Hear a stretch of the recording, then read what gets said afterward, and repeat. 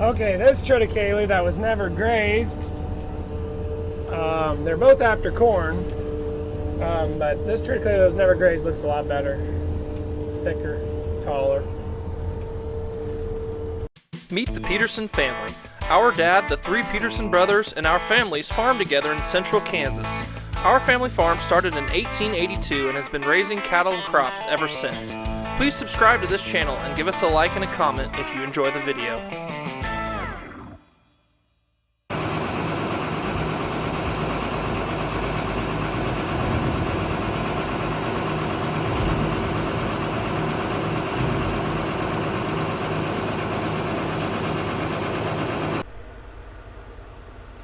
Okay, here's the, let's see, fourth load of the day. Get that backed up into our smaller pit here.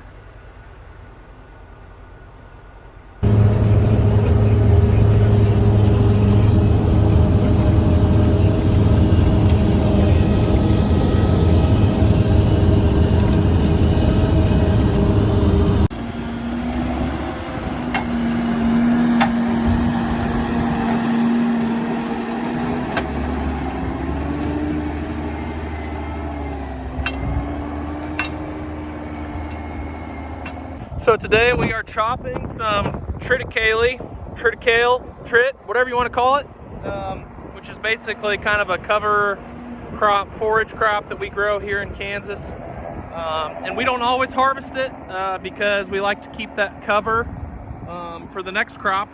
But because we're so short on feed, our big trench silo over here is basically completely empty. We're chopping some of this. I think a couple videos ago we chopped another field, and we've actually fed some of that up already.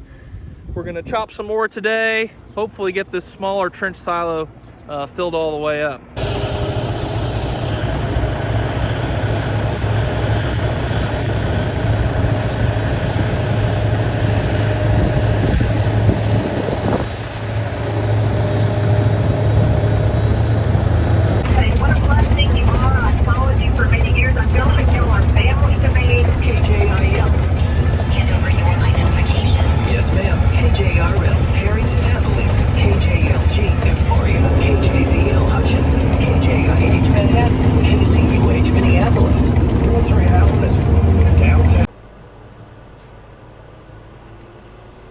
Okay, there goes Greg backing up. Another load. I do like pushing and packing silage. Makes for a fun day, and I'm usually the one who's there scooping out the silage, feeding it to cattle. So this is what makes my world go around pretty much, is bringing feed here and then feeding it to cattle.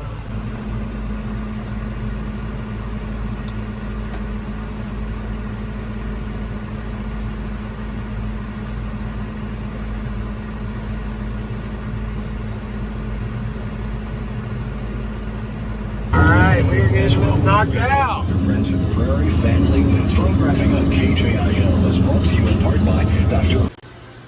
So we had to do some maintenance on our silage tip tops. This piece goes with the back, and it lifts up, and a weld or a bolt came out and it caught the side. So we had to take this side off, re-weld it, straighten it out, and put in a kind of a brace piece. Now we're hoping that after that we won't ever have that catch that again, because it was kind of a pain.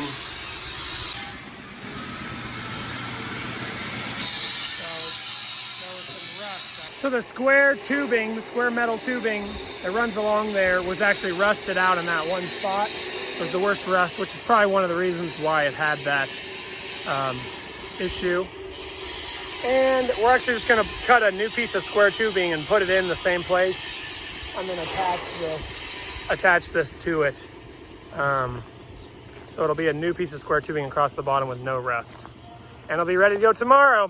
We got another field to do. I did 5 loads, and Greg hauled, I think, 7 loads before that. And then we switched. And so I think we did 24-ish loads today, maybe more.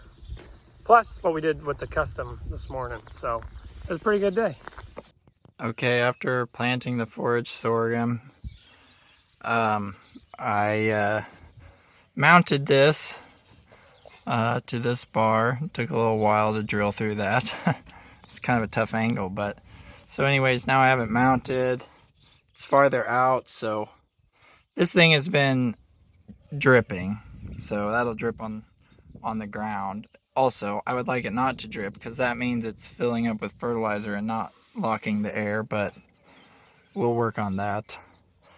Then I also put a valve in there because we went to soybeans and did low rate fertilizer, and I think it might work better without this for low rate fertilizer because it was compressing this and then it would let out fertilizer after you picked up for longer because of the pressure here. And also our flow meter was less accurate than I thought it was last year doing low gallons. So anyways, it's a learning process. But that looks better than ratchet straps. I should paint this Great Plains green or something. But it's kind of hidden away too. But I'm showing all of the YouTube world it, so anyways. Well, today we're getting started on our dryland beans. So they're going in real nice. We have good moisture at this field. I burned down this cover crop 2 weeks ago, earlier than I wanted to. I kind of wanted to drill this field green and spray at the same time, but with how dry it was, and this is kind of a sandier field. It's nice bottom ground, but it is kind of sandy, and it hasn't been in no-till very long, and so I just wanted to make sure to make some moisture, and we did get a nice rain, so we're drilling into nice moisture. They should pop right up. I'm happy about that, and excited to get started. So hopefully these beans do good for us. Everybody else so far today is chopping silage. At some point someone might trade me off and I'll go get started spraying the milo ground, and we'll probably be planting milo here in, well, it depends on if we catch a rain in the next week, but maybe in the next 10 days to 2 weeks. Plant some milo. Probably 2 weeks, I guess. I have to remind myself it's only May 20th. Everything's weird this year because usually we have a 10-day wet spell and then it's just go time. And maybe we'll still get that. There's all sorts of like little 30 to 40% chance of thunderstorms. So if we could catch a thunderstorm, that would be nice. We definitely still need the rain. But like I said, we have pretty good moisture to plant into now. It's just we're not going to have much in the subsoil, and we still don't have anything running into the ponds, so it'd be nice to get that. I'm drilling right at 60 pounds, which this is a bigger seeded soybean, and so that's about 130,000 seeds per acre, so just a little under a unit. And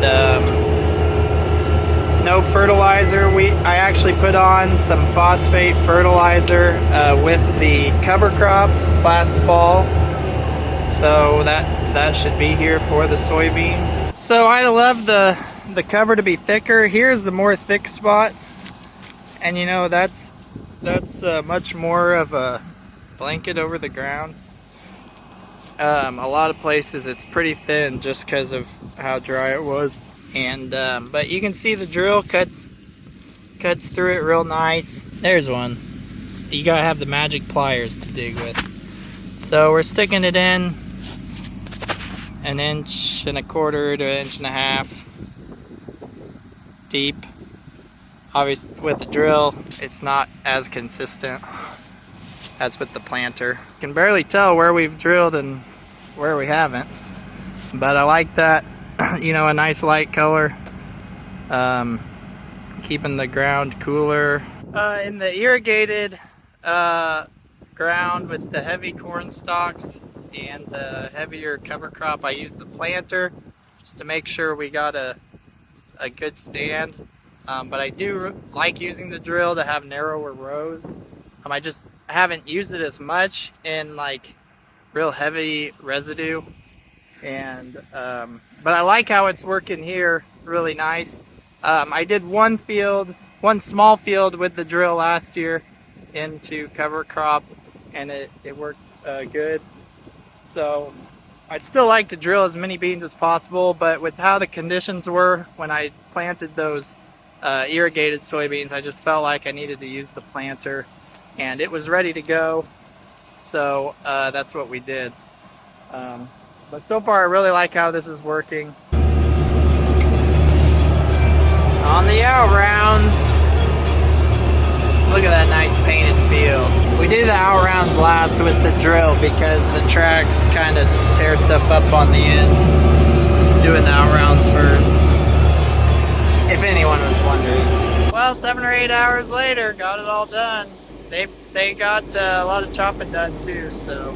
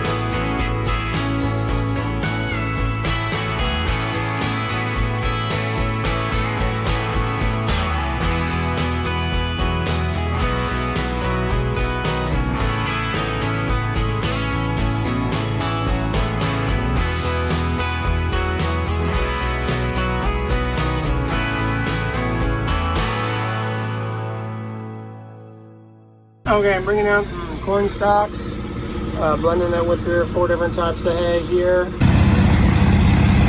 Okay, the hay is ground up in the yard, and we're getting ready to finish up the other field of that triticale. Okay, we are back onto the stuff that we grazed that's a lot thinner. There you can see, I guess, in the mirror, the dump wagon's moving. So we're back on this stuff. And Evan's here helping us today. He's on summer break. So this stuff's not bad. It's worth chopping, I guess you could say. Okay, so I made it in the cutter. The wind really just picked up, which is not the best chop when the wind can blow it out, you know, waste like that. But anyways, I'm hoping it blows in a storm. There's a chance for overnight. You can really see it's rolling in the Kaylee. Okay, we heard something, so we took a look at the knives. Those knives spin, and that's what chops everything up. But we didn't find any damage, so we're gonna keep trying to go. So just this much left here, over to there. Making good progress here. Okay, dump wagon dumps. Now the hydraulic lowers it back. Then I pull that lever and it switches the hydraulic back to the front. Okay, the sun is back out, but it's time for chores. We did not quite finish the field. We got closer than I thought we would. So I was running that. That was the most time I've ever really spent in the 5830. Usually I'm pushing and packing, but Evan was doing that, so I got a change up. So we got a lot of new feed resources here in the yard today. So the big hay pile was added to, and then we added to the Kaylee pile back there. All right, you're about to see Evan come up in the push tractor. Oh, there he is. We're not over the walls too much yet there. Definitely gets higher on that east end. Okay, this group of heifers goes out tomorrow. It's their second to last meal here.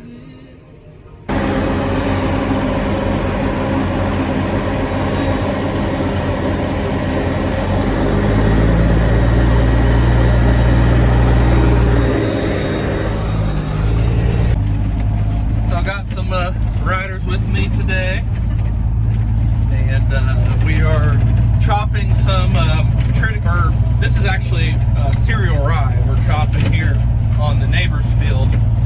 Starting last year, we started kind of teaming up with our neighbors, the Burgers.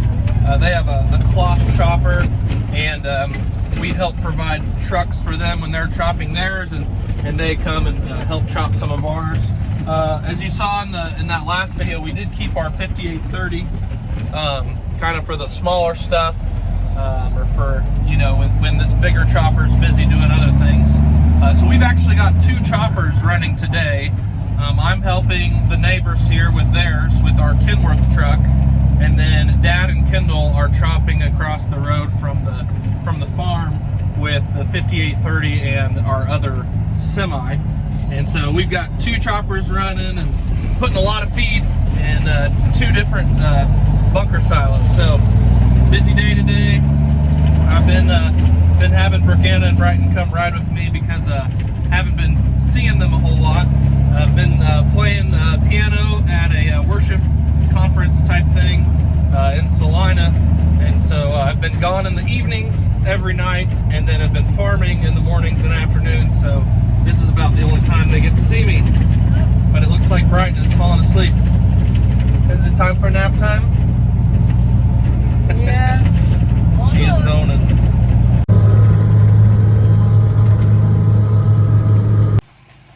All right, we finished chopping both the neighbors' forage over there as well as our own. So the chopping is done. The feed is in the trench silo.